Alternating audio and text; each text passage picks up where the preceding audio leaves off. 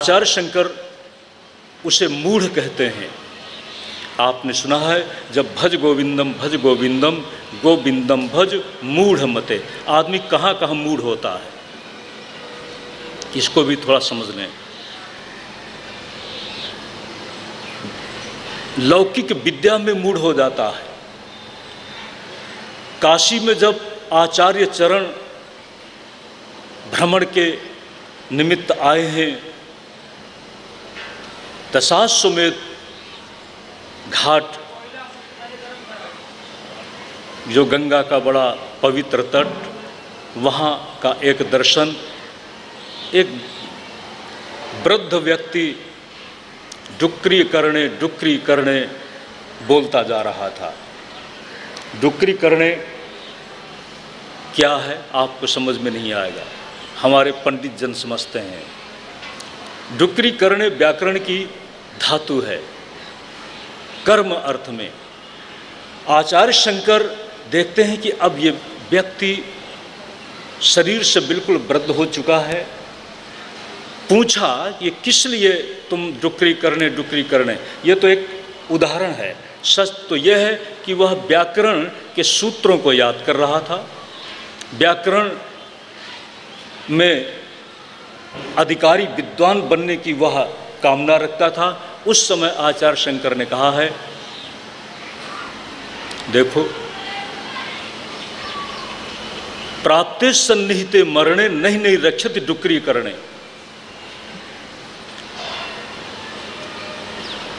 वृद्ध इतना वृद्ध है कि अब वह विद्वान होकर के समाज में जी भी तो नहीं सकेगा, क्योंकि लगता है कि जीवन के अंतिम चरण में है। उसकी भावना अच्छी है, लेकिन अगर जब वह युवा था, यौवन में प्रवेश कर रहा था, तब वह व्याकरण के इन सूत्रों को याद करता तो तब तो कहीं उचित था, लेकिन आज उचित नहीं है। आज बस इतना ही सोचना है, आज हमारे लिए क्या उचित है, अब हमारे लिए क्या उचित है, आज और अब।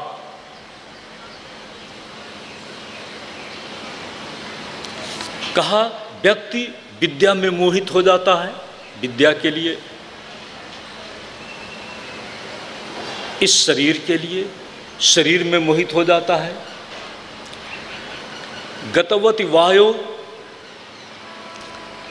इस शरीर से प्राणवायु के निर्गमन हो जाने के बाद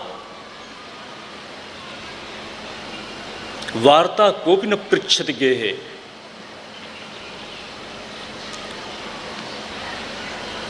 धन में व्यक्ति मोहित हो जाता है।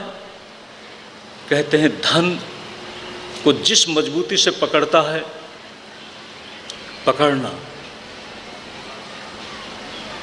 लेकिन याद रखना कि धन तुम्हें नहीं पकड़ता है। आचार्य शंकर कहते हैं और शास्त्र यही कहते हैं कि जहाँ जहाँ तुम सम्मोहित होकर उलझ जाते हो, वो तुम्हारे साथ नहीं होगा, वह तुम्हारे साथ नहीं होता। लेकिन इस शरीर से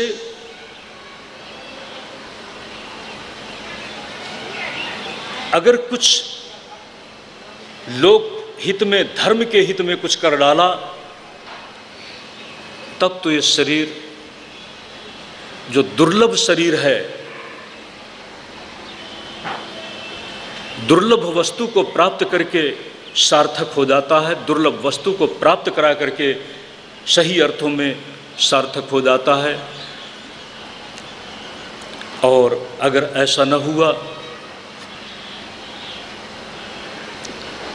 तो फिर मूल्यवान इस मनुष्य शरीर को पाकर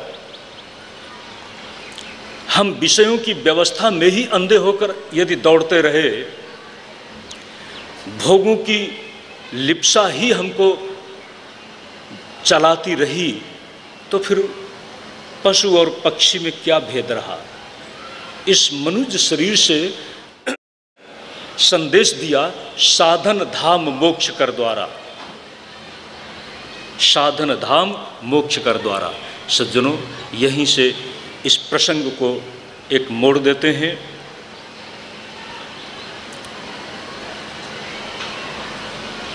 सुखदेव जी महाराज परीक्षित को जिस साप्ताहिक ज्ञान कथा के साथ संदेश दे रहे हैं, उस संदेश को हमने श्रीमद् भागवत कथा के रूप में जाना। कथा के मार्मिक संदेश को समझने के साथ साथ हमें कथा के पक्ष को भी अपनी विवेचना में और अपने व्याख्यान में लेना होगा।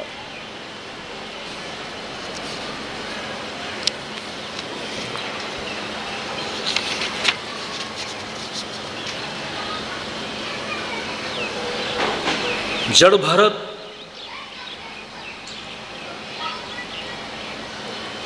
जो पहले अपने पूर्व जन्म में राजर्षि भरत थे, मृग भरत बने, फिर जड़ भरत बने,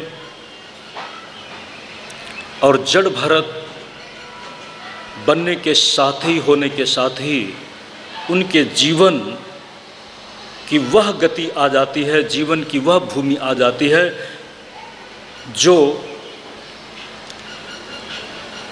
तत्वदर्शी जन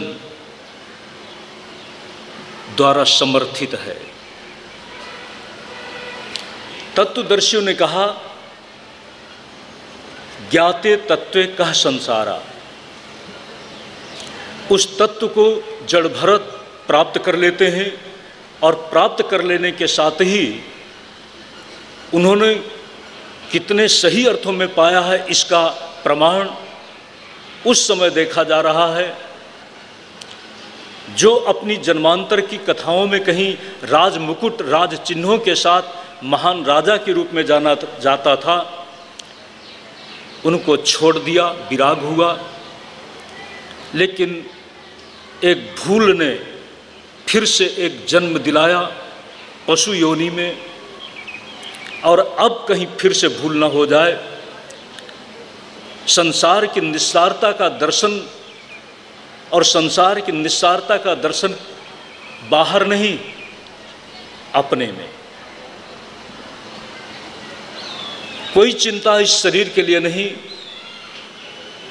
निन्नन्तु नीति निपुणा यदि वा स्तवन्तु। चाहे इस शरीर के साथ कोई निंदा करे, कोई स्तुति करे, मान हो या अपमान हो, जीवन हो, जीवन का प्रवाह रहे या मृत्यु हो, धीर जन इसके लिए चिंतित नहीं होते। इसका उदाहरण उनके जीवन में आपने देखा। डाकू उनका वध कर देना चाहते हैं, लेकिन वह निश्चिंत बैठे हैं, निश्चिंत बैठे हैं, सहज बैठे हैं। राजा रघुगण ने उनको पालकी में जोत दिया, पालकी में लगा दिया, चल रहे हैं। और जब राजा रघुगण को ये पता चला कि ये पालकी में लगा हुआ व्यक्ति कोई साधारण व्यक्ति नहीं है, इसकी भाषा और इसके बोल तो किसी तत्वज्ञानी की तरह से हैं। मैं जा रहा हूँ तत्व ज्ञान के लिए, लेकिन तत्वज्ञानी तो हमारे पास है। ध्यान देना, तत्वज्ञान अगर व्यवहार से न झलके तो फिर वह ज्ञान ज्ञान कैसा। सज्जनों, ज्ञान भी अंदर आ जाना चाहिए, तब ज्ञान की एक मस्ती होती है। और ज्ञान अंदर नहीं गया है, सिर्फ जबान में बैठा हुआ है। ज्ञान जबान में से थोड़ा सा स्मृति में बैठा हुआ है, लेकिन और अंदर नहीं उतरा, तो फिर वो ज्ञान अभी अधूरा है। पूर्णता तब आती है जब वो अपने अंदर उतर गया हो, व्यवहार में वो झलकने लगे। इसी के साथ रघुगण भरत के साथ बात करते हैं,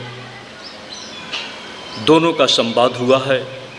इस संसार को एक भवाटवी के रूप में जड़ भरत ने बताया है। जंगल में आप जा रहे हैं, कैसे रहना।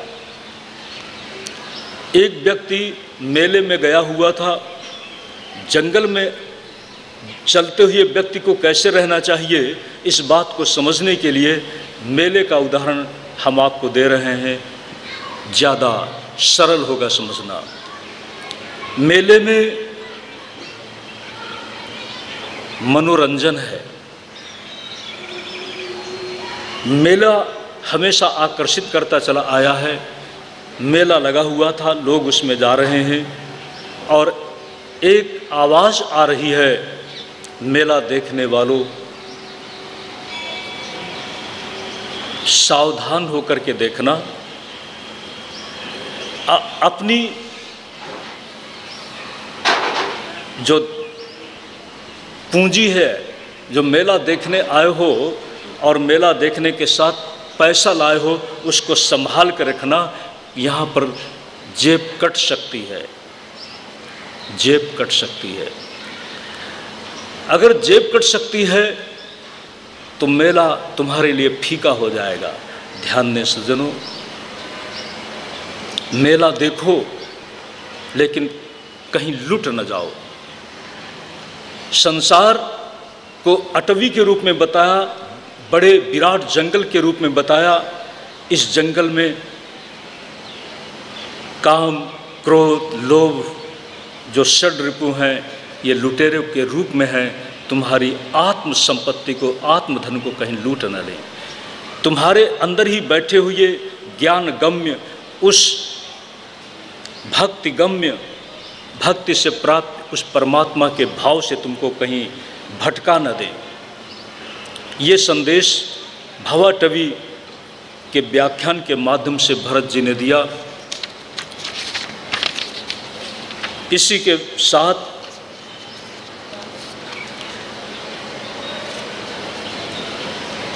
हमारे सुखदेव जी महाराज ने परीक्षित जी को भूगोल, ज्योतिष विद्या, द्वीप द्वीपांतर, नक्षत्र विद्या, शिशुमार चक्र, इन सब का ज्ञान दिया है।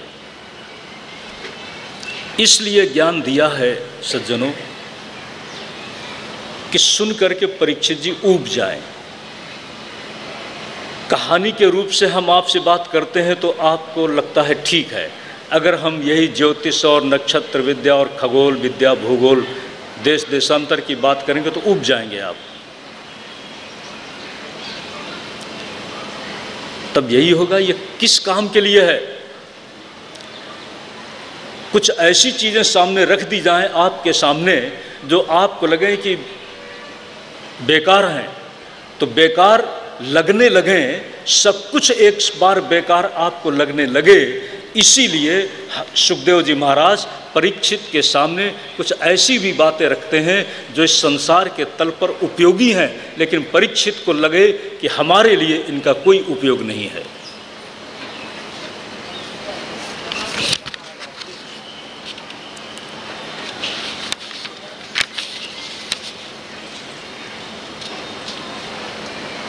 कल इसी संदर्भ में जो अधूरी चर्चा थी उसका एक हिस्सा, और आज की चर्चा अभी जहाँ चल रही उसका दूसरा हिस्सा, इसी चर्चा के साथ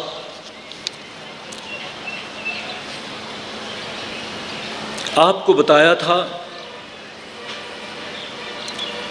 दक्ष महाराज के साथ प्रसूति, जो मनु शत्रुपा की दूसरी बेटी थी, उसका विवाह हुआ।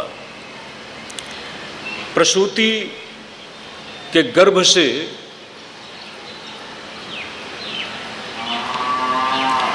सोलह कन्याएं,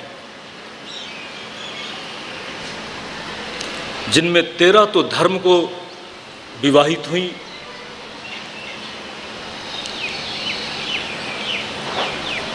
एक पितरों को, दूसरी अग्नि को और तीसरी सती का विवाह बाबा जी के साथ में हुआ।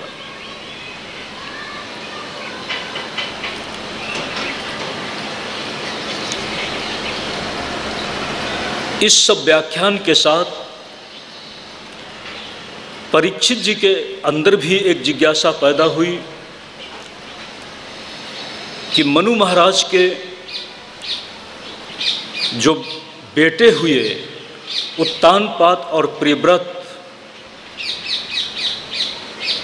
उनकी वंश परंपरा की क्या विशेष चर्चा है। उस जिज्ञासा के संदर्भ में सुखदेव जी महाराज ने उत्तानपाद के वंश में उत्तानपाद के पुत्र परम भक्त ध्रुव, अंग, वेन और अवतार के रूप में जिनको जानते हैं ध्रुव के ही वंश में राजा पृथु के चरित्र का निरूपण किया।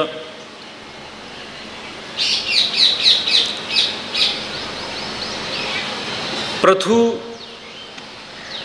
या कोई भी व्यक्ति अपनी विशेषता के साथ ही इतिहास का विषय बनता है। न मालूम कितने लोग जन्म लेते हैं, एक व्यक्ति के कई बेटे होते हैं, लेकिन जो बेटा अपने व्यक्तित्व से कुछ समाज को दे पाता है, सत्कर्म और धर्म से जो यशस्वी व्यक्तित्व बना लेता है, उसका ही इतिहास बनता है और उसी के नाम की चर्चा होती है। उत्तानपाद के उस वंश परंपरा में पृथु महाराज के बाद प्राचीन बर्ही और उनके पुत्र प्राचेतस की कथा आई। जो प्राचेता सौराष्ट्र की भूमि में तपस्या कर रहे थे, बहुत बड़ी तपस्या के बाद भगवान ने ही उनको कहा है, तुम संसार की व्यवस्था में केवल विरागी बनकर के संसार नहीं चलेगा, संसार तो दोनों का संतुलन है। विराग भी चाहिए और इसी के साथ साथ